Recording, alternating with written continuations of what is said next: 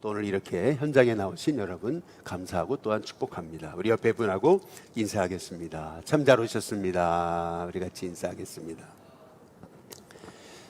오늘 말씀은 우상에게 드려진 제물을 먹느냐 마느냐에 관한 그러한 말씀입니다. 어찌 보면은 우리와 참 상관없는 그러한 말씀인 것처럼 보이죠. 그러나 이것은 또한 우리 한국 사회에도 굉장히 많이 적용해 볼 수 있는 그런 주제가 아닌가라는 생각을 갖습니다. 유럽 사회 이런 사회에서 술 먹고 담배 피는 거 그것이 큰 문제가 되지 않을 수도 있겠죠. 그러나 우리 한국 사회에서는 신앙인이 술을 먹는 거, 또 신앙인이 담배 피는 거, 이제 이런 것들이 어찌 본다면은 단순한 문제가 아닌 것을 우리가 잘 알고 있습니다. 사도 바울 당시에는 그 고린도 사회라고 하는 곳은 실은 우상의 도시였습니다. 그래서 시중에 시장이나 가게에 나와 있는 그 고기들, 이 고기들은 필수 불가결하게 이 우상에게 드려진 제물과 아주 관계가 있었던 그런 사회가 이제 고린도 사회였던 것을 이제 볼 수가 있습니다. 예를 들어서 한 사람이 우상에게 제물을 드려요. 그러면은 아주 조금의 양은 신에게 바치고 또 조금의 양은 제사장이 가져요. 그러면 나머지는 드린 자가 이제 갖게 됩니다. 그렇게 되면 이 사람은 그 자기가 드렸던 그 제물을 가지고 사람들과 함께 잔치를 벌이게 돼요. 그러면은 잔치를 벌이게 되면 사람을 초청하지 않습니까? 그러면은 잔치 자리에 가가지고 고기를 먹게 되는데 이제 이게 우상에게 드려진 이제 고기들이었던 거죠. 뿐만 아니라 그 나라에서 그 사회에서 제사를 드렸는데 이 제사 드렸던 것들도 일부는 신에게, 일부는 제사장에게, 그리고 나머지 모든 것들은 이제 관리들에게 나누어 줬거든요. 그러면은 이 관리들이 그 우상의 제물을 받아서 어떻게 하냐면 시장에 내다 파는 거예요. 그러다 보면은 이 시중에서 먹는 고기라고 하는 것이 이게 우상에게 드려진 제물인지 아닌지 분간하기가 이제 너무 어려운 사회가 이제 고린도 사회였던 것입니다. 특히 고린도 사회는 사람들이 이 세상에는 귀신이, 악한 영들이 충만하다고 봤어요. 그래서 고기를 먹을 때도 그 악한 영이 고기와 함께 자기에게 들어올 수 있다 이렇게 생각한 겁니다. 그래서 그 고기를 선한 신에게 바치면은 그러면은 내가 고기를 먹어도 선한 신이 날 보호한다 이렇게 생각을 했던 거예요. 그래서 사람들은 먼저 우상에게 바치고 그리고 나서 자기의 몫을 가지고서 이제 먹고 아니면 시장에다 팔았던 거죠. 그렇기 때문에 고린도 사회에서 유통되는 거의 모든 그러한 고기들은 다 우상에게 이제 바쳐진 그러한 제물이었던 겁니다. 그래서 이 우상의 제물을 먹어야 되느냐 말아야 되느냐라고 하는 문제로 이제 많은 사람들이 여러 가지로 마음이 이제 갈려져 있던 그러한 고린도 교회 안에 바울이 오늘 고린도전서 8장 1절에 보니까 우상의 제물에 대하여는 우리가 다 지식이 있는 줄 아나 지식은 교만하게 하며 사랑은 덕을 세우나니 만일 누구든지 무엇을 아는 줄로 생각하면 아직도 마땅히 알 것을 알지 못하는 것이요 또 누구든지 하나님을 사랑하면 그 사람은 하나님도 알아주시느니라 이렇게 이제 말합니다. 그러니까 이 우상의 제물을 먹느냐 마느냐라고 하는 이 문제는 어떤 지식의 문제로 풀 게 아니고, 왜냐하면 지식은 자기를 교만하게 하기 때문에 이 문제는 사랑으로 풀어야 된다 이제 이렇게 이제 말하고 있는 겁니다. 우상에게 바쳐진 제물, 그러니까 우상은 아무것도 아니잖아요. 그러니까 이거를 먹는다 한들 무슨 상관이 있느냐 이제 그러면서 이 우상에게 바쳐진 제물을 아무런 거리낌 없이 이제 먹는 이제 그러한 이제 사람들이 이제 있었다라고 하는 것입니다. 예를 들자면 이제 이런 거죠. 저 같은 경우는 이렇게 귀신 들린 분들 이제 목회하면서 이제 종종 이제 보게 됐습니다. 또 귀신 들린 사람들이 있는 곳에 들어가서 또 이렇게 귀신을 쫓아내는 그러한 일들도 이제 해봤는데, 이제 많은 사람들이 그러잖아요. 귀신이 있는데 잘못 들어가면 귀신에게 쓰인다, 이제 이런 생각을 하시는데, 그러나 정말 예수 이름 붙잡고 담대하게 나아가 보니까요, 절대 마귀가 건들 수가 없더라고 하는 거죠. 그러나 이러한 영적인 지식이 있는 사람도 있지만은 이런 영적인 지식이 없는 분들이 있어요. 예를 들자면 이제 귀신 들린 사람 옆에 가면 나도 귀신 들릴 수 있다라고 하는 그런 두려움이 있는 사람들이 이제 있는 거 아니에요. 믿음이 연약한 부분이죠. 그러나 믿음이 연약하다고 해서 우리가 그런 믿음도 없느냐, 우리가 이렇게 정죄하면서 우리가 판단한다면 그 지식은 우리를 교만하게 하는 거다. 이 문제는 지식으로 풀 게 아니고 사랑으로 풀어야 된다. 그래서 바울은 이런 얘기를 하는 거죠. 4절에 우상의 제물을 먹는 일에 대하여는 우리가 우상은 세상에 아무것도 아니고 하나님은 한 분밖에 없는 줄 아노라, 이제 이렇게 얘기하잖아요. 비록 하늘에나 땅에나 신이라 불리는 자가 있어 많은 신과 많은 주가 있으나 우리에게는 한 하나님 곧 아버지가 계시니 만물이 그에게서 났고 우리도 그를 위하여 있고 또한 한 주 예수 그리스도께서 계시니 만물이 그로 말미암고 우리도 그로 말미암아 있느니라. 우상은 아무것도 아니라는 거죠. 그래서 우상의 제물을 먹어도 아무런 문제가 없다라고 하는 거예요. 근데 7절에 이게 이제 사도 바울이 하고 싶은 얘기죠. 7절에 보면 그러나 이 지식은 모든 사람에게 있는 것은 아니라는 겁니다. 어떤 이들은 지금까지 우상에 대한 습관이 있어서 우상의 제물을 알고 먹는 거기 때문에 그들의 양심이 약하여지고 더러워진다, 이제 이렇게 이제 말하고 있습니다. 쉽게 말하면 이제 이런 거예요. 제가 춘천에서 사역을 할 때 우리 교회에 아주 대표되는 권사님이 계셨어요. 그냥 교회 얼굴이었어요. 정말 그분을 모르는 사람이 없어요. 그 춘천 지역에서도 그분을 모르는 사람이 없을 정도로 굉장히 유명하신 분이었어요. 교회에서 늘 앞에서 봉사하고 섬기는 그런 분이었는데, 하루는 제가 이제 차를 타고 이렇게 신방을 가잖아요. 그런데 대로였어요. 대로변인데 옆에서 이분이 지나가시는 거예요. 분명히 그분이었거든요. 창문을 내리고 이렇게 이제 인사를 하려고 이제 보니까 이분의 얼굴이 불신자들보다 더 얼굴이 어두운 거예요. 이제 그러면서 막 담배를 피고 가시더라고요. 근데 제가 그 모습을 보고서 굉장히 충격을 받았어요. 사실은 저분이 저렇게 사시네, 세상에서는, 이렇게 이제 제가 굉장히 충격을 이제 받은 거거든요. 근데 아직도 그 기억이 이제 잊혀지지를 이제 않는 거예요. 한 번은 우리 교회에 이제 찬양팀에서 굉장히 열심히 봉사하는 신실한 분이 계신데 식당을 갔거든요. 근데 쫙 술자리예요. 근데 이분이 딱 가운데서 건배하고 있는 거예요. 아니 그래 이거 뭐지? 그래가지고 저 뒤에서 들어가지 않은 척하고서 뒤에서 이렇게 계속 보게 되더라고요. 아니 저분이 저렇게 그냥 막 저렇게 곤드레만드레 술에 취하는 분이었는가 충격을 받아가지고 이렇게 보니까 역시 나였어요. 이분의 경우는 어떤 경우였냐면 건배하고 하는 게 보니까 콜라잔이더라고요. 그러니까 이분은 다른 사람들은 다 술을 먹는 그런 자리에 이분은 콜라를 들고서 건배하고 있었던 이제 그런 거죠. 제가 속으로 역시나 내가 오해했구나. 근데 사도 바울은 지금 그런 얘기를 하고 있는 거예요. 여기 8절에 보면 음식은 우리를 하나님 앞에 내세우지 못하나니 우리가 먹지 않는다고 해서 못 사는 것도 아니고 먹는다고 해서 잘 사는 것도 아니다.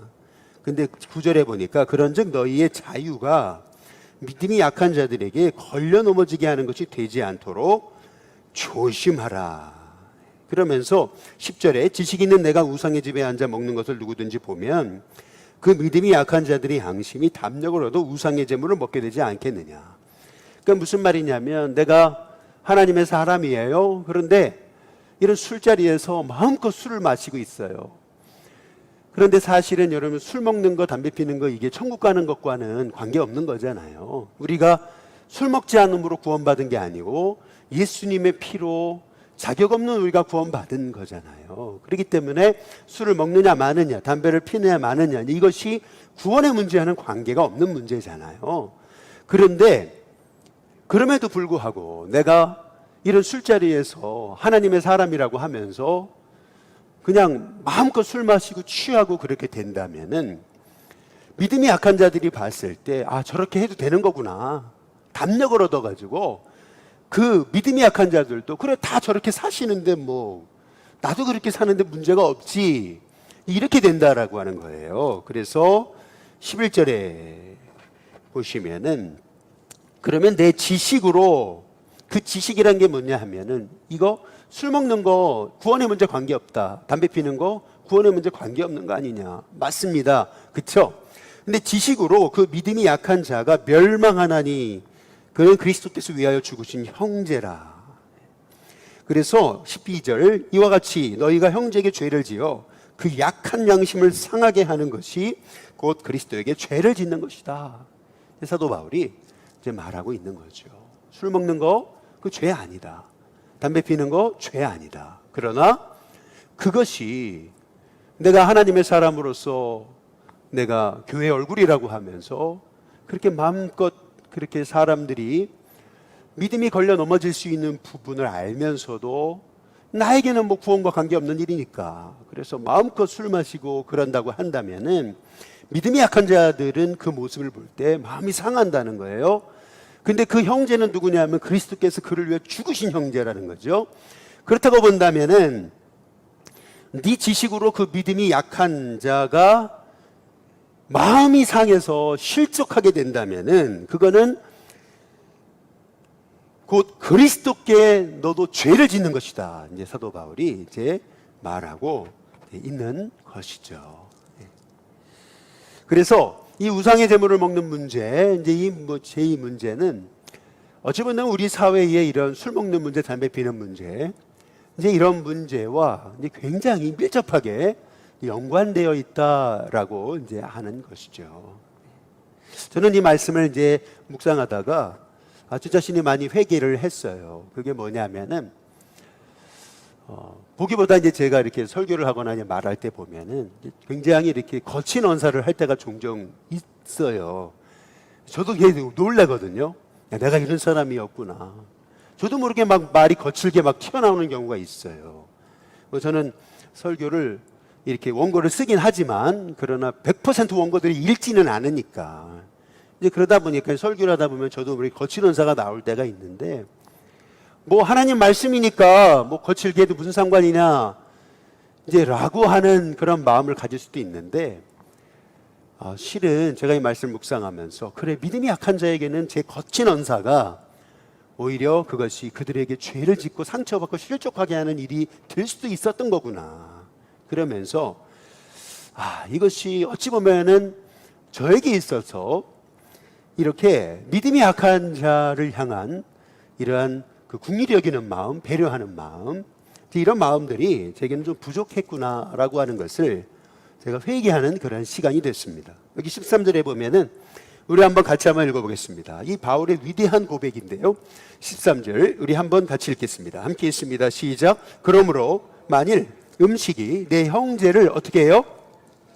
실족하게 한다면, 그쵸? 내 형제를 실족하게 한다면 뭐 다 말할 수 있어요. 그러나 그 내가 막 말하고 하는 것들이 형제를 실족하게 한다면, 뭐 술 먹을 수 있어요. 그러나 그것이 형제를 실족하게 한다면, 내가 담배를 필 수 있을지 몰라요. 그러나 그것이 형제를 실족하게 하는 것이라면, 내가 물론 우상의 제물을 먹을 수 있어요. 그러나 그것이 형제를 실족하게 하는 일이라면, 그 다음 같이 한번 읽어보겠습니다. 함께 읽습니다. 시작. 나는 영원히 고기를 먹지 아니하여 내 형제를 실족하지 않게 하리라. 얼마나 참 바울의 멋진 얘기예요. 내가 영원히 내 고기를 먹지 않겠다. 이것은 구원의 문제가 아니고 이것은 형제 사랑의 문제라고 사도 바울이 말하고 있는 거죠. 그래서 3절에 보시면은 우리 한번 같이 한번 읽어보시죠. 우리 같이 한번 읽어보겠습니다. 함께 있습니다. 시작. 또 누구든지 하나님을 사랑하면 그 사람은 하나님도 어떻게 해요? 알아주신다. 우리 일신교회 안에 다 믿음이 좋은 분들이 있는 것만은 아니죠. 연약한 분들도 있어요. 그렇다고 한다면 우리가 지식으로 사람을 판단하고 할 것이 아니고 우리가 형제사랑의 그 마음으로 그 연약한 자를 배려하고 용납하고 또 받아들일 수 있는 저와 여러분이 될 수 있기를 주님의 이름으로 축복합니다. 한 가지 좀 부정적인 예를 하나 들어볼게요. 미국에는 성도님들이 한국에서 넘어오시면서 크리스찬이 되는 분들이 많아요. 한국에 신앙생활 안 하시다가 미국 와서 살기 어려우니까 교회 가야지 공동체 안에서 사람들이 섞일 수가 있고 거기서 여러 정보도 얻을 수 있고 또 인맥도 얻을 수 있고 이러니까 이제 한국에 신앙생활 안 하는 분들이 이제 미국 가서 신앙생활을 해요. 이제 그러다가 이제 1, 2년 지나면은 뭐 세례도 받고 뭐 그러다가 집사님도 받고 권사님도 받는 거거든요. 어떤 훈련이나 신앙의 어떤 다져짐이 없이 그냥 교회 오래 나왔다는 이유로 좀 열심히 나온다는 이유로 집사님이 되고 권사님이 되고 장로님이 되시는 거예요. 이제 그러다 보니까 이제 말씀으로 세워지질 않고 또 목회자의 권위가 세워지지 않는 경우가 너무나 많은 게 이민교회입니다. 제가 섬겼던 교회에 이제 오후 예배가 없었어요. 대신 이제 속회가 목장이 이제 모였던 거죠. 근데 그 목장을 인도하셨던 우리 집사님은 아주 세상적으로 걸걸하는 분이셨어요. 뭐 세상적으로 굉장히 이렇게 남부를 거 없이 그리고 성격도 호탕했어요. 근데 문제는 속회에서 모여서 예배를 드렸어요. 나눔을 했어요. 그리고 끝나고 그래 이제 2부 합시다 이렇게 된 거죠. 2부는 뭐냐면은 이제 가서 이제 술 가져오라는 얘기죠. 그래서 맥주를 그냥 박스로 갖다 놓고서 이제 술을 먹는 거예요. 이분이 말이 워낙에 이제 걸걸하시니까 막 음담패설도 막 하고 보지 않아도 다 알아요. 왜냐하면 목회자 앞에서도 막 그냥 거침없이 음담패설을 하시니까요. 이제 그러고 나가지고 이제 한 잔 먹어라 해가지고 이제 막 싫다는 사람 마시게 한 거죠. 막 그렇게 마시다가 속회에서 가정에서 미국은 이렇게 속회를 하게 되면 가족들이 다 모이게 되는 거거든요. 왜냐하면 아이를 혼자 내버려두면 그 아이 뺏어가요. 그러니까요, 애를 절대 혼자 내버려둘 수 없어요. 그러니까 어떤 속회를 모이면은 가족들이 다 모이는 거예요. 부부만 모이는 게 아니고 아이들도 다 뛰어놀아요. 근데 거기서 이제 몇 가정이 모여서 드디어 이제 술 파티를 하기 시작한 거죠. 목사님이 하지 말라고 그렇게 하면 안 된다고 그렇게 했는데도 말을 듣지 않는 거예요. 왜? 예수님도 물을 포도주로 바꾸지 않으셨냐? 술 먹는 게 죄냐? 이제 이렇게 하면서 먹히지를 않는 거예요, 그 말이. 그런데 어떤 일이 있었냐면은 이분이 고집을 부리고 그러더니 술을 안 먹겠다고 하는 사람을 먹였는데 이분이 마침 당뇨 환자였거든요. 술을 먹다가 쓰러진 거예요. 그래가지고 911이 와가지고 이 사람을 급하게 해가지고 급하게 살려낸 거예요. 그러고 나니까 이분이 충격을 받은 거예요, 거기에. 그 아내가요, 남편 잃을 뻔했던 젊은 부부거든요. 아주 열심히 있던 부부거든요. 교회에서 어하나를 정말 자기가 했던, 열심히 섬겼던 부부거든요. 그 부부 없으면 어하나가 안 됐던 부부였어요. 지금 한국에 들어와 있어요. 저 대전에 있습니다. 그런데 내 남편 잃어버릴 뻔했다고 말이죠. 내 남편 죽일 뻔했다고 막 난리가 난 거예요. 그러니까 이분이요, 거기 충격을 받은 거예요. 이렇게 하면 안 되는 거구나. 내가 이렇게 살면 안 되는 거구나. 거기에 이분이 충격을 받았어요. 그리고요, 이분이 거기서 회심을 했어요. 할렐루야. 회심을 해야 돼요, 거기서. 내가 뭘 제일 잘못했냐. 그럴 수도 있는 걸 살다 보면은 이런 게 아니고 이분이 거기서 확 돌이킨 거예요. 자기 잘못을 알게 돼 있던 거예요. 그리고요, 이분이 삶을 딱 정리하더니 선교사로 나갔어요. 그리고요, 그 아버지의 모습을 보고 자녀들도요, 다 바뀌는 거예요. 아버지 한 사람이 바뀌니까요, 여러분 그 가정이 너무나 신실하게 세워지더라고요. 여러분, 우리가 이제 믿음 생활을 이제 하게 되면은요, 술 먹는 문제, 담배 피는 문제, 이게 참 별거 아닌 것 같은데요. 이 우상의 제물을 먹느냐 맞느냐, 이 문제, 단순한 문제인 것 같지만은 그 지식으로 이 문제를 풀 문제가 아니라고 하는 거죠. 이 문제는요, 그 형제, 나의 그 그런 지식의 교만함으로 뭐 아무 문제가 되지 않는데 그러면서 형제들을 배려하지 않는 이제 그 모습은 어떤 형제를 실족하여 넘어지게 하는 것이 될 수 있다. 그 형제는 그리스도께서 위하여 죽은 자다. 사도 바울이 말하는 거죠. 그래서 내가 만일 어떤 형제를 실족하는 일이 바로 이 고기를 먹는 일 때문에 있는다면 나는 영원히 고기를 먹지 않겠다. 참 사도 바울의 아주 멋진 고백이 이제 아니겠어요. 여러분, 이것은 우리가 이 말씀을 통해서 깨닫게 되는 것은 뭐냐면은 어떤 사람에게는 아무렇지도 않은 일이 어떤 사람에게는 너무나 중요한 문제가 될 수 있다라고 하는 거죠. 그렇기 때문에 나에게 문제가 안 된다고 해서 다른 형제를 판단하고 정죄하는 거, 이 지식의 문제로 풀어갈 문제가 아니다. 연약한 형제들을 우리가 주님의 마음으로 우리가 긍휼히 여기고 불쌍히 여기고 용납하고 이해한다는 거, 이제 그것은 내 삶이 제약을 받는 것이 아니고 오히려 내 삶이 그렇게 주님의 마음을 갖고 영혼을 세우는 그런 삶이 되게 된다라고 하는 거죠. 이 말씀을 준비하다가 헬린 나우엔의 그 긍휼이라고 하는 그런 책의 내용을 생각하게 됐어요. 긍휼 영어로 compassion이잖아요. 함께 compassion, 그 아픔, 고난에 동참한다. 함께 아파한다. 그것이 이제 compassion이잖아요. 긍휼이란 뭐냐라고 했을 때 헬린 나우엔은 이렇게 설명하고 있어요. 한 여행객이 바보들의 마을에 갔어요. 그 바보들은요, 수박 한 덩이를 놓고 이게 하늘에서 떨어졌다 그래가지고 이게 어디서 본 거냐 그래서 다들 거기에는 엄청난 신의 영이 있다 그래가지고 막 두려워하는 거예요. 그 광경을 보고 이 바보들, 한 여행객은 이 바보들아 다 모여. 그래서 이게 이 수박이 이게 그냥 먹는 거지 이렇게 두려운 게 아니야. 다 모여. 그래서 다 모여 해가지고 자기가 갖고 있는 여행용 칼을 가지고서 그거를 딱 찍어서 잘라버리면서 한 입에 베어 먹게 됐던 거죠. 그러면 그 바보들이 다 그거를 깨달을 줄 알았더니 그 여행객을 보면서 저 여행객이야말로 엄청난 악한 영이다. 그래가지고 다 도망치더라.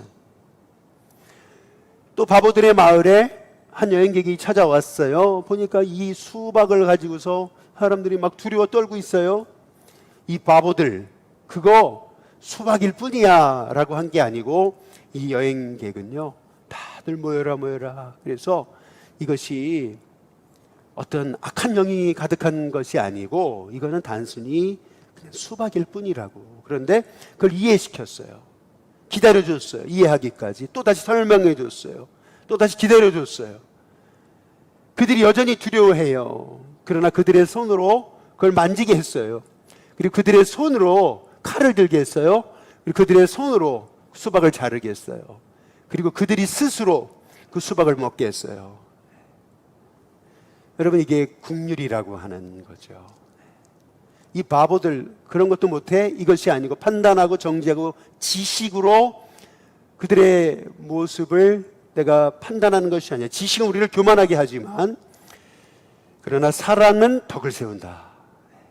그 사랑이란 뭐냐면 영혼을 향한 긍휼히 여기는 마음이라는 겁니다.